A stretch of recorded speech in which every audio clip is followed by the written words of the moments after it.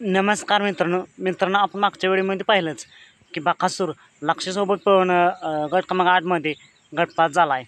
पण मित्रांनो त्याच्या आधी गट क्रमांक 6मध्ये पिस्टन बाळसाखरा पळाला. तर पिस्टन बाळसाखरा गटपास झाला का नाही, पायरा नक्की कोण होता? तर मित्रांनो पिस्टन बाळसाखरासोबत आपल्याला आज कॉकटेल पाहताना पाहायला मिळाला आणि गटपास होऊन सेमीसाठी पात्र झाला आहे. आज घोटवडेकरांचं भव्यदिव्य असं 1.5 लाखाचं मैदान पार पडतंय. याच मैदानात पिस्टन आणि कॉकटेल पाहताना पाहायला मिळालं गट क्रमांक 6मध्ये. आणि गट क्रमांक 6मध्ये पळत असताना यांनी सुट्टा निकाल घेऊन गटपास होऊन सेमीसाठी पात्र. तर मित्रांनो तुम्हाला काय वाटते, आज ही गाडी आपल्याला गुलाला दिसेल का? तुमचं वैयक्तिक मत काय काय आहे? ही गाडी एक नंबर करेल का? कमेंट करून नक्की सांगा. पिस्टन आणि कॉकटेलला सेमीसाठी मनापासून खूप खूप शुभेच्छा. मित्रांनो हे मैदान घोटवडे तालुका मुळशी जिल्हा पुणे या ठिकाणी पार पडते.